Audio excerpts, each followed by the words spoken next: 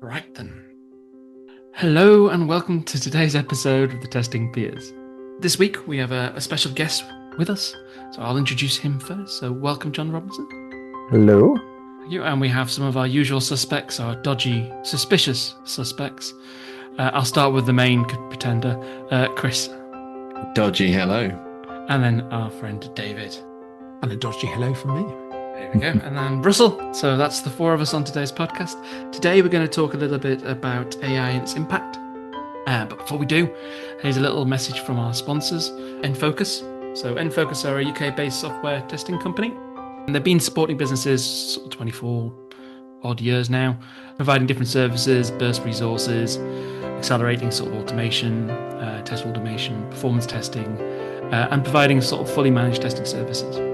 Back in about 2021, they launched Test Automation Academy to bring the amazing testers and things, so teach them and train them and things, and they've created jobs for about 48 people, which is pretty good going in the sort of 3-4 years that we've been going on for doing this. If you'd like to hear more about what Enfocus can do, please reach out at info@enfocus.co.uk, or please visit the website www.enfocus.co.uk if you want to get in touch. Very grateful for them helping us put on the show. But let's move on to some more fun and frolics. So, Jon, I believe you've got some banter for us today. I've got a good question for y'all. I'm very curious what your best dad joke is. I've been practicing it. I've got a great one for you. I've only got one, and it's not good in any sense, but it's a dad joke. I mean, they're all good. Go on. Man walks into a bar. Ouch. That's bad. That's you weren't wrong. You set it up very nicely. Yeah. Low expectations. What do you got, Chris? I think the one I'm going to go for would be, how do you get a Pikachu on a bus? Pokemon. Nice. Mine is, my wife apologized to me for the first time ever in our marriage the other day. She said she's sorry she ever married me. Yeah, I've heard that one before, unfortunately. Both literally and figuratively. All right, so I'll give you mine. Why is there 2 L's in canceled in the UK, but only 1 in the US? Don't know. We gave you that L back in 1776. So, in honor of Independence Day and the holidays, I had to pull that one out, and I was just looking for an excuse. So Yeah, you had to feel that noise whilst the tumbleweed went by. and I had the perfect audience for it. So I figured I would go ahead and just drop that bomb. America's independent. When did that happen? Newsflash. Right, then I guess let's talk about a little bit about AI and what maybe we think its impact might be on us in the testing community, in the QA community, in the quality community, and so on. Anyone want to start us off? I'll ask the question that I've been thinking about for a while is, what do the various roles and functions of the QA profession, the testing profession, if you will, look like in 3 to 5 years? With the rise of AI tools, so much is changing rapidly. Everybody's adding AI to their tool of some sort, but even just general usage of AI, ChatGPT, Claude, Gemini, etc. It's changing how we do our jobs. It feels like there are certain functions within the QA space that are just, I'm curious if they're going to be around in 3 to 5 years. I'd love to hear y'all's thoughts and ideas on that. Well, in 5 years' time, we'll get to the point where we'll see if our look through the glass at 2030 was correct that we recorded 5 years ago. We did have Russell mention AI, I will point out, in that episode. It's one of the early episodes, listeners. However, I do think our understanding of what AI was going to do in our industry in 2020 was somewhat different to what we have ended up seeing in 2025. Yeah. The rise of MCP being utilized by a lot of places from something that's only been on a public GitHub at this moment in time about 4 months. for the likes of Playwright has meant that many tool vendors are using that as a way of translating user stories into test cases and what have you. And I don't believe I had anticipated that AI would respond with as much confidence as it does. And so, as a result of that, and knowing and looking at some of the outputs that I've seen, I think one of the most important roles that testers are going to have is in training and validating the quality with these learning models. It's going to, one real positive, it's going to actually force better standards to be written and better data to be input into things, Yeah. because these days these things need explicit instruction for a lot of that work. And so, in terms of that kind of interface, explicit standards, explicitly well written stories and templates and data that's getting input into this is going to be really important, as will the validation and the training of the models as we go. Those things are going to be huge. And I think one of my positive outlooks on these things is that's all going on. And if we lean into that sort of testing, checking world, that's a lot of the checking kind of stuff. I think we may well see the rise of the exploratory tester, which could be very exciting. Which would be really exciting because I don't think we do enough of it these days at all. No, I think the one thing to me that's going to be interesting is I was at a company who was building an AI-based automation tool, and just how fast the game has changed in even just the past year, and how much better these things are getting at, you give it a little bit of instruction and it does a lot of output. I'm really curious to see if that rate of progression continues over the next 3 to 5 years. What is that going to look like? How much of that are we going to have to hold its hand? Because at a certain point, maybe it gets way better than we expected. So it's going to be interesting to see what that does to people whose jobs today rely on writing test cases. That's a huge chunk of someone's job. If that goes away, hopefully they've got, good skills and upbringing, but yeah. Yeah, it will be interesting to see how it all evolves because it is a bit unpredictable, isn't it, as you say? Because if Mhm. it keeps going at the rate at which it's going, part of me thinks the human race will be extinct by 2030, never mind anything else. Yeah. It goes through peaks and troughs. It makes leaps forward, doesn't it? I think is the best way I can Mhm. describe it. And it gets over obstacles and actually makes a jump forward. And it will change definitively what we do and how we do it because it can. The best way I use it is heuristics. It's giving us a shortcut to an outcome, be it a test case generation or something else. But it's enabling us to get to different outcomes, sometimes better, sometimes not. But it's helping us get to those better outcomes a lot faster, which therefore frees us up. It can free us up, or it just changes what we focus on. To Chris's point, I think was it yours, John, about exploratory testing. It'll be interesting because then the question comes, how much do they value it? Because at the moment it's not that valued. That's my So worry. if that's all you're going to do, then unless you can persuade the value of the AI doing some of these things and this on top, we're going to see the usual push and pull, which is job reduction. Oh shit, we've lost too many people. Pardon my French. Right, hire some more people back again because they overcompensate or they react too quickly. Think this will save Yeah. us money. It's doing all the work, then realizing it's hallucinating. Actually, it's doing the most simplistic things or the average things, but not the abstract well. So yeah, it'll be interesting to see how it evolves. It has to be said.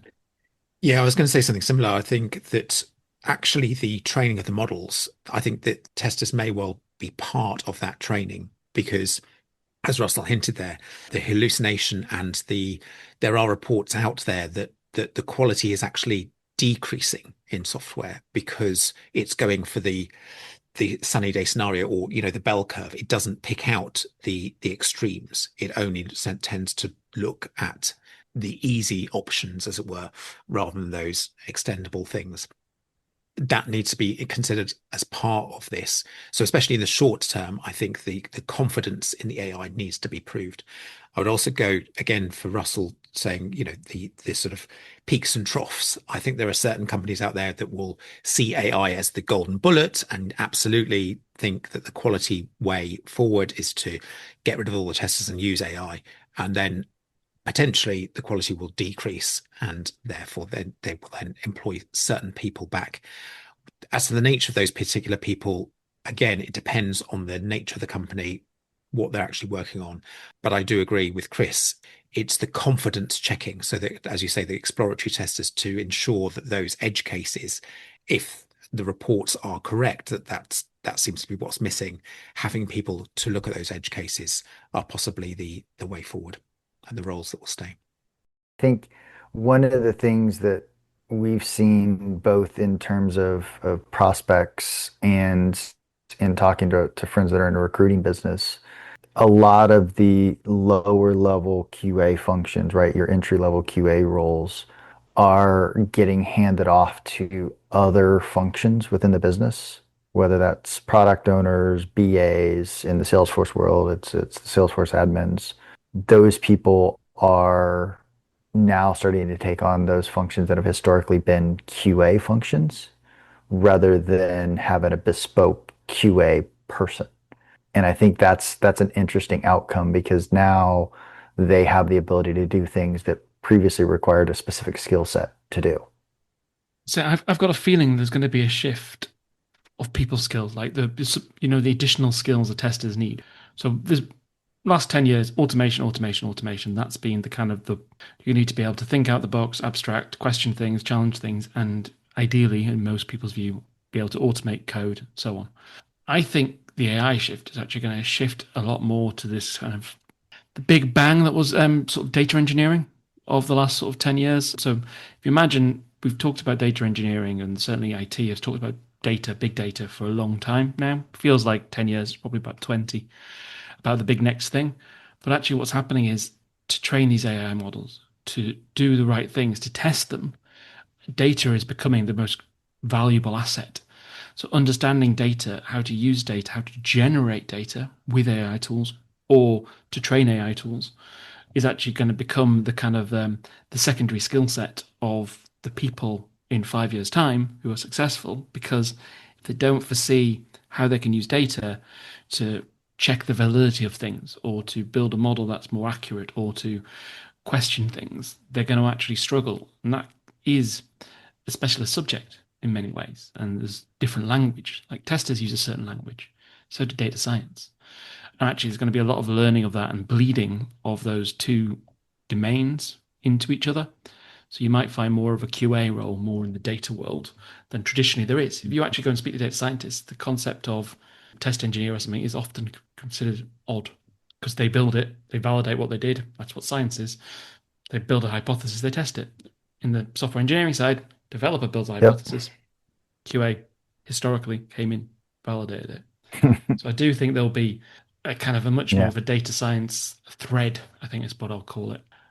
Coding skills are going to be important, but actually it'll be less about automation per se, more about big data, generating data, training on data, using data, analyzing data, and those sorts of aspects of it. But again, it depends whether you're building AI systems or if you're using AI to help you build systems, because there's a shift there, isn't there? Yeah, I mean, I think that's an interesting question, right? Is how much are humans going to be in the loop on the process? Are you going to be using AI to test AI created content? Because that seems like a bad idea. Already happens though. It does. It 100% happens. And I've seen this term vibe testing going around lately. It's the idea, oh, we're going to use AI to do the testing. And I'm like, yeah, but if the thing you're testing was generated by AI and it's all kind of using the same data set under the covers, isn't that a concern? Like, isn't that the whole reason we won't let devs test their own stuff? So, yeah. It's very true. There's a lot of dangers that I think of. Dangers is the right word, but we're good catastrophizers as testers, aren't we? There's a lot of Yeah. things that we are aware of and we can see potentially on the horizon that could be problems. Maybe our gut instinct is to say you can't possibly do this without a human tester who's got all these expert skills, but I think by this stage, we're long enough in the teeth to know that these things can possibly, even if we don't think it's the sane or sensible thing to do, business goes where business goes. The entry level for testers, that barrier to entry for testers and anyone in computer science is totally different to when we joined the industry way back when, listener. Not that we're that old, but uh, It wasn't you know, last week, let's put it that way. it wasn't last week. No, I think the gulf between different testing tasks that will be performed will be huge. We've already seen there's a bit of a, we know there's that sort of regulated versus kind of much more freed place. There's enterprise versus sort of startup scale up. There's waterfall versus your agile DevOps type stuff. There's test teams who are in isolation. There's offshore consultancy models. There's people who exclusively perform manual test cases and write those things. There is of course automated tests. I think that there's already so many different things in the toolkit that exist. That's quite broad, and I think one of the things I remember mentioning when we did the testing in 2030 was I felt that we would get to a point where there would be many more specialisms. And while we may have a lot of those core attributes, we may need to revisit what some of those will be in the future. But those core attributes of sort of curiosity, critical thinking, communication, those will still be important. But what we do on a day-to-day basis may well look very different. How that looks and what our backgrounds are that qualify for those things may well be quite different. At the Eurostar conference this June, they had an AI themed conference. John, you were there as well. Yes. One of the keynotes was by Isabel Evans, and her keynote was about breaking testing stereotypes, who's testing and why it matters. And one of her closing points was about what do we need in testing, back to the point of saying, like, we need people who've got those hard skills, those computer science ones. We need people who've got those attributes we've got. But what she said was to represent the many different consumers who are going to be taking and consuming software in the future, we actually need that smorgasbord of representation to be people who are testing. She was saying we need more technologists, engineers, artists, craftspeople, scientists, communicators, critical thinkers, and maybe even human-centered designers. And I liked the last bit, which was the muddy-booted pragmatists. She was saying really like it's going to take a greater breadth of persona than even what we thought already was a pretty broad persona that testers brought to the table. It may well be that we have even a greater breadth of that, but what we do and what we perform as testers is going to be very different as well. Going back a little bit, I agree that there may well be a greater breadth of people. But do you think in the short term, companies might take a short-term view and think that actually we need less skilled people? We don't need that breadth initially because of AI doing all everything. Absolutely. I don't just think I think they're already doing that. Like we've already started seeing that. Yeah. Blind ignorance. Everyone believes in the hope. Like we as testers can often be the negatives or the pragmatists or the fear factor or whatever you want to call it. But there's a lot of people on the opposite end of that spectrum, which is why we often have, how many times have we heard, oh, just ship it? Do you not want to know if it'll actually work if you ship it? No, the devs did it. Of course it'll work. It's like, okay, blind hope. Well, next time they'll be saying, "Oh, we put it through the AI." It's worked. It's worked through that. AI wrote it. How can it be wrong? Yeah. If you look at it, right, the general trend right now is how do we cut costs? How do we cut headcount? How do we save money? And this, unfortunately, leans into it. The number of people that we would have come through the prospect lists that were interested specifically in AI-assisted testing tools because they were slimming down their team. They didn't want to lose the bandwidth, but they didn't want to have the same size staff, or they couldn't, or whatever. That's already happening. Yeah, but it's an efficiency, isn't it? It's only going to get worse in the next few years. Yeah. And if they've invested in the tool, why do they need to have? You don't double investment, do you? No, You exactly. invest in one. Yeah. No, and the worst part is there are a lot of companies out there that are leaning into that idea. Our tool can help you eliminate people They may not use it in their messaging or in their marketing on their website, but I can guarantee you when they're having the conversations, because we would tell people if that was something they were interested in, absolutely, our tool can help you eliminate roles. It's yeah, it's that statement that sometimes you'll see, like saves 10 man hours a day of one person sort of thing. Well, that equates to That is what that people. is. Yeah, it may not be using the words, but Yeah. that often is kind of what it means is actually you can do other things with that time, Yeah. or as most will read it, you can save that money by not spending it. And that's what the whole agentic motion that's going on right now is equivalating each agent to a person. Why would you have one person when you can have 50 agents for the same cost? Yeah. And also they can be working Right? 24/7. Correct. Exactly. And you can program it to do exactly what you want, and you can point it in the direction, say you focus on this and you focus on this, and you just do that over and over and over and over again. That's where I worry about what things look like in 3 to 5 years, is that mindset. How do we safeguard the importance of the QA as a function? What we do on the whole? What is our value add? And I guess we've got to learn, adapt, because if our value add is something that AI can replace, quite frankly, it will. Same way the looms and so on have been Yeah. replaced. So we've got to continuously adapt, learn things, because if something is cheaper, more effective, more efficient, then the role goes. That's kind of capitalism 101, really, isn't it? You don't pay for something you don't Yep. need. So therefore, testers, we've got to up our game or change our game. But Yeah. I'm still finding it interesting what AI is actually replacing. I've heard lots of good experiments going on, like generating test cases. And I've heard lots of negatives of them, of AI analyzing code bases, trying to make decisions, trying to rewrite things, and it just absolutely being useless for some of these things. And it's very hit and miss, the information that I've been hearing. I think it's growing and getting better every month to a degree. But the question is, at what pace, to the point where it actually goes from being gimmicky, useful, but not earth shattering, to actually being that earth shattering thing. Because as soon as it is, the rate of change goes from we've got 5 years to adapt to we've got 5 weeks, because technologists and companies adapt very fast. I agree with you. And this is where, when the agentic stuff started coming out, it became more of a concern. We had a working in our product version that could look at a video and build you a complete test case of what you were doing in that video.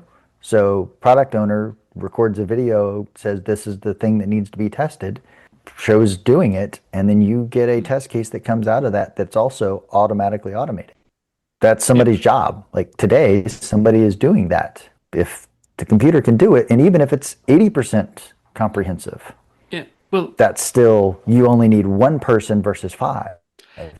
well, exactly. And in that scenario, what you just said, that scenario just shows that the skill that's been prevalent for the last 10 years, I said this automation coding, has been a big thing. That in the scenario you just said is gone, because all you need to do is show it to something, be it a tester doing it, a product manager doing it, who doesn't matter who, and actually as the outcome of it is the question would be about, is it maintainable, is it reliable? Like automating something is possible, has been for years, but from record and playback type things, but actually is it reliable, is it maintainable, is it scalable? Those are the questions that often people are scared of. But if it is, then actually the skill of transforming an idea or actions into some written code, that skill isn't necessary anymore per se, or would be a lot less valuable, maybe is fairer. Here's something that I don't think a lot of people think about, but how does most automation these days work? It's all based around interacting with the DOM to some degree, right? You're going to the web page, you're looking for an object based on the DOM, etc. What happens when you don't have to do that anymore? Because that's what some of these agent-based interactions are able to do. They go to the web page and interact with it just like a human being would. They're not using automated tools or hooks to do that. They're interacting with it in the same way that anybody else would. And now everybody that's built these tools based around working with the DOM and what is XPath and all these things, that's no longer important. And yeah, then it'll come down to the usual factors beyond, like, how easy is it to do, how fast is it to doing it. Like, if you've got 1,000 of these things and you go through a UI directly, is it faster than going, through XPath or anything else? Correct. And then it'll go into actually the path of the last 10 years. Again, I keep saying 10 years, but a few years has been move away from UIs as much as testing as possible into the API layers, into the lower layers, into the unit tests, and actually test things as low down as possible. That doesn't mean there isn't UI tests. There still are, of course, because there is a user interface. But it'll be interesting to see how all these things evolve, because the one thing that seems to be important is being able to run these tests fast, reliably, consistently. And I don't think anyone questions whether AI can generate an idea or come up with some things now or write code now. But it'll be interesting to see how it copes with scalability and performance overall, maintainability, and some of these illities, which humans have not been great at. So if humans haven't been great at it, how easy or how well will How are we going to train it? AI be good at training it? It's that training thing I came back to. Yeah. The quality of things it's learning of is going to be poor. Anyway, because I was going to highlight, as you say, the maintainability. It's all very well writing it, but if you show the same video, does it then just rewrite a new test case, which may well miss out some of the functionality that was there before, or does it? Again, it's training. Take a shortcut. Yeah, it doesn't take a shortcut. It comes down to the prompts. Like, what have you trained it to do? What are your expectations? Yeah. And I think that's really where the QA function is going to go, is defining those expectations. Yeah. Context. There you go. Yeah. And it's going to be either training these things to be more aware in the sense of how to make this efficient and optimizing things rather than just simply writing things. But once you've got something to write, it's probably easier for an AI tool to optimize it. Here's 1,000 tests that you've generated. Go in and make these more efficient and reuse parts of it, blah, blah, blah.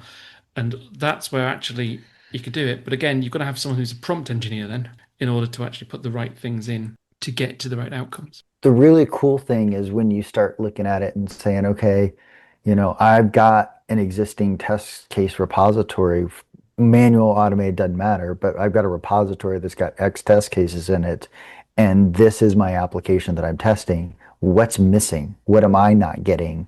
Like, using it as a tool to help you start to close those gaps and figure out what you're missing. Learn those skills now. Gap analysis types. That's a really good use case for a lot of stuff that's beyond just automation and test cases, right? Because one thing that we have seen AI doing incredibly quickly is consuming data and providing feedback or output, analyzing patterns, identifying Summaries, gaps, duplications, things like that. It can be very good at that.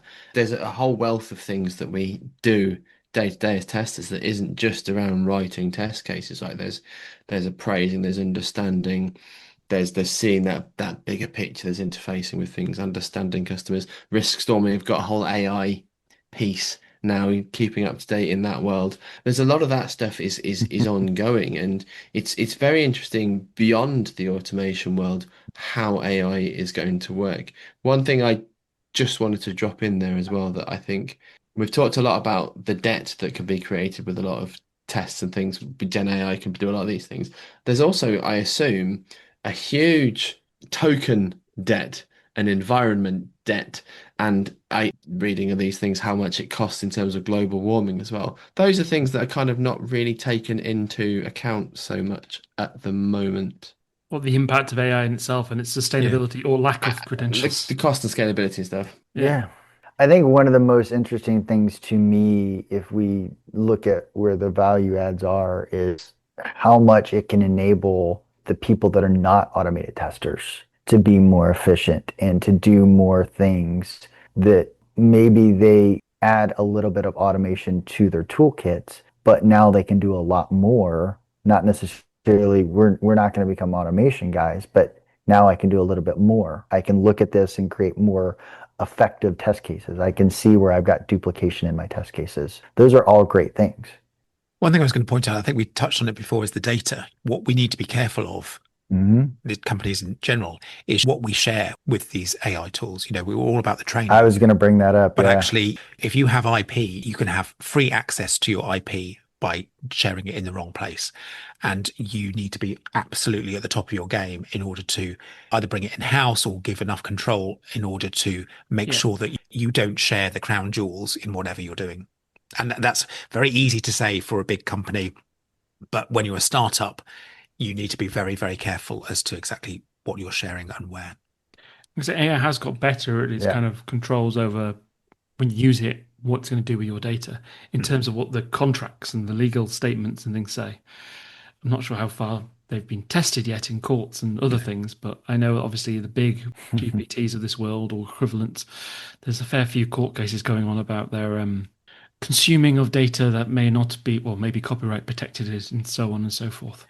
Yeah, there's Meta's model, wasn't it, consuming from prose that had been published on a free to access and not fully legitimate website in order to train their model nice and quick and fast. Yeah, well, and then you've got like the Studio Ghibli stuff Mm. where they took a style and a very unique style and replicated it and made it a commodity then. Like it just didn't have Yeah. any value anymore in the same way. But that's the thing. Like you put an artist bit of work in there, and then it can generate something very similar to the artist, like Picasso. Then you start devaluing Picasso's work to a degree. So anyone can Exactly. do a drawing like Picasso and so on.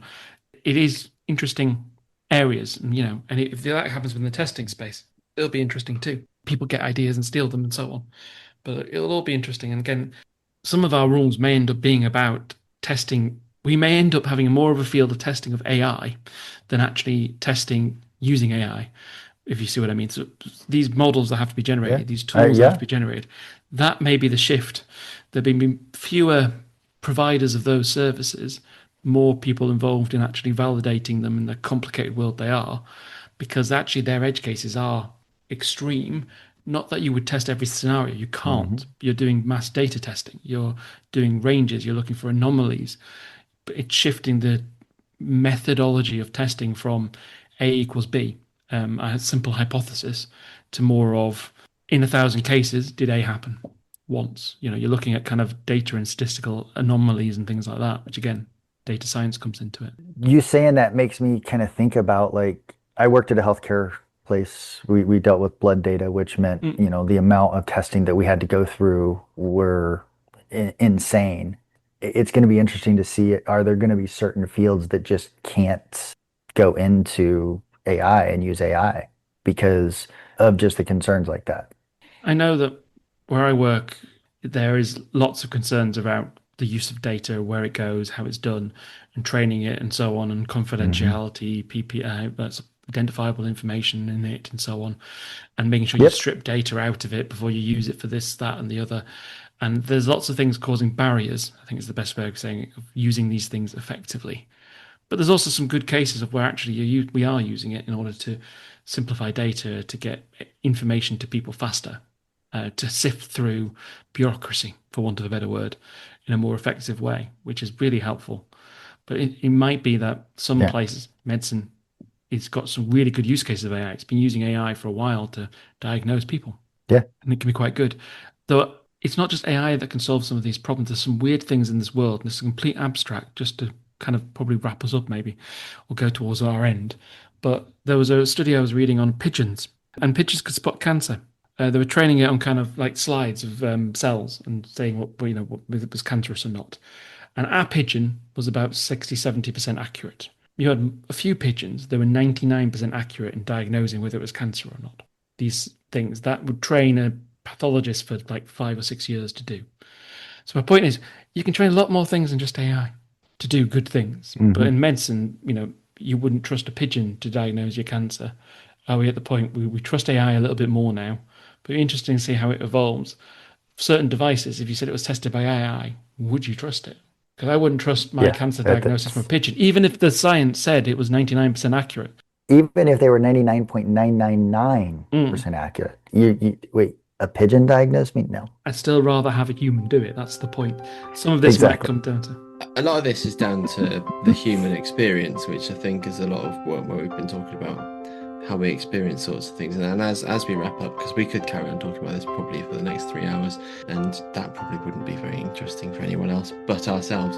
But on that human experience point, we do have and we do love in-person conferences, and that's something that we've struggled to, over the pandemic times, we struggled with online conferences. They're wonderful, but that in-person networking, experiencing events is something that's been really close to our hearts. Yeah. And as you will have seen, friends, Testing Peers Conference 2026 is live at this moment in time as we are speaking, and you will no doubt be able to check out all the information on testingpeersconf.com. Call for paper is open right now. Thank you today, Jon, for joining us. Folks, we want your feedback. We want to know how you're humanly experiencing this podcast. Please get in touch. Contact us at testingpeers.com. Find us on your favourite socials, maybe even your least favourite socials, and we will see you next time. Many thanks to Enfocus. For now, it's goodbye from the Testing Peers. Goodbye. Bye.